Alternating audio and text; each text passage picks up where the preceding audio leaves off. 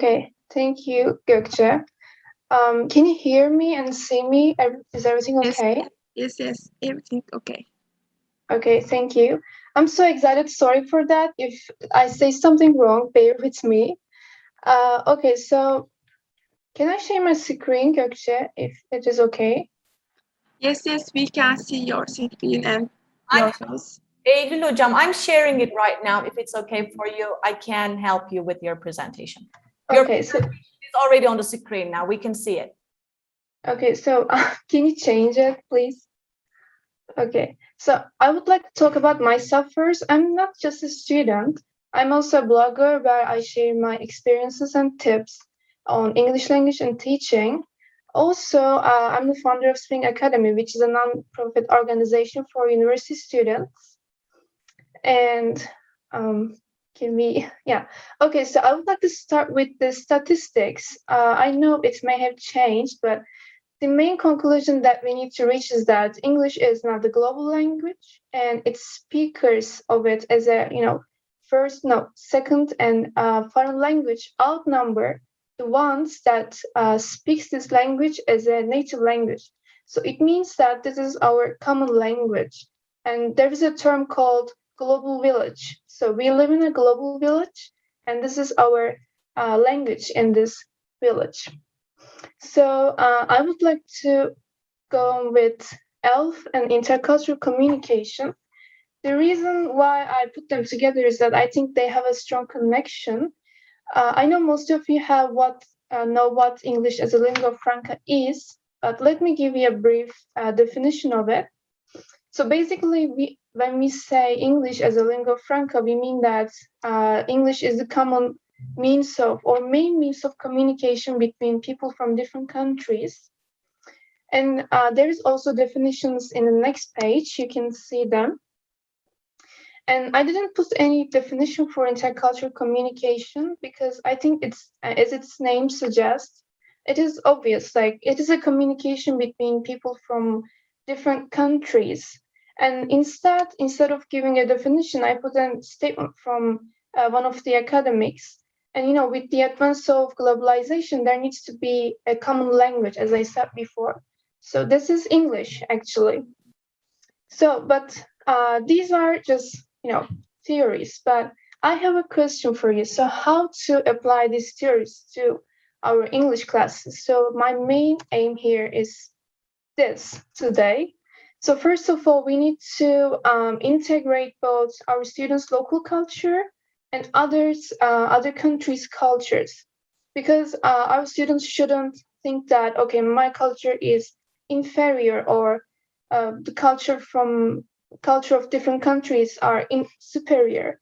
So they need to be aware of the fact that I have my own culture and the others have their own culture. So, and I have some practical ideas for you, Setina Hocam. Thank you. So if you start preparing a video-based lesson, you can add some pre-watch, activities. This is one of the website. I didn't prefer to give its link, but if you like to use it, I can give it to you at the end.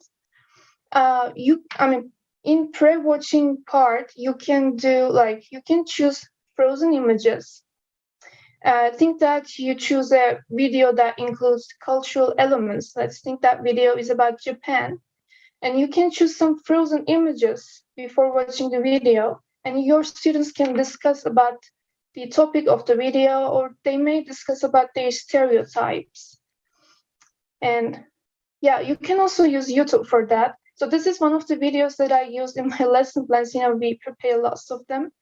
And this includes a different accent. That's why I chose it, because our students need to hear the other accents, because English does not belong to UK or US, so it belongs to other countries and it has its variations. Setina Hocam, if you want, you can. Yeah. A new virus called coronavirus is causing an illness called COVID-19. The coronavirus is easy to catch and is spreading all over the world. I think it's COVID-19. I'm sure you got the idea. And for the next idea here, telecollaboration. This is very famous nowadays. I don't know if you have an idea about it or not, but let me explain it. So, telecollaboration is like pen pals. Did you have pen pals in the past? Like friends from different countries? We sent letters to them. Like I had one from UK. And now there are tons of like millions of applications for that, where your students can meet different people from different countries. But my idea here is that I know like it may be difficult, but you may choose or you may get in touch with a teacher, let's say from Norway, and you can match your students with the students from Norway, and they can solve a problem. Like for example, they can prepare some solutions for climate change or climate crisis. It also makes them a global citizen. But before solving the problem, they can discuss with these students from Norway. They can talk about stereotypes. They can talk about the way they use the language.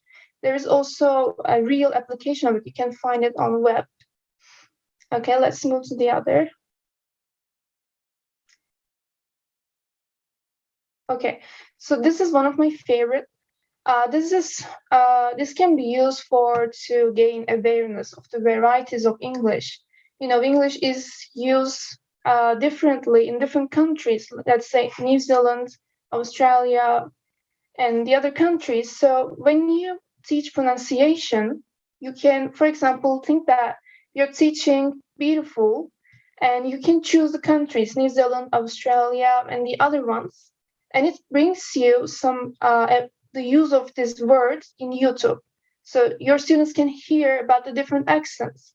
Setan Hocam, if you want, you can click on this word and they can see how it works.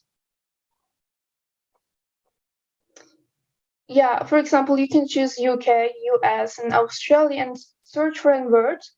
Let's say like appear or work. Yeah, so they can. Body would then. Yeah, they can see how it is pronounced from people from different countries. So it is really good because they will be aware of the fact that English is not spoken by Americans or British. Okay, so can we move to the other one, please? Okay, so this is also one of my favorite. I heard it recently in one of the webinars. This is an archive where you can find people who recorded their voice by reading a specific text. So, for example, you can find millions of speakers from Turkey, and they recorded their voice by reading a text. So maybe you can create a new activity for that. Let me give you an example. You can prepare a worksheet, and on which worksheet you can write speaker 1, speaker 2. And for speaker 1, you can choose from people from Russia, and for speaker 2, you can choose someone from, let's say, Turkey. And your students can listen it and try to guess which speaker, which country is the speaker from. And also they can choose which one is more comprehensible, which one is more understandable and easy. But I don't have a link here. Maybe I can send the link for you at the end.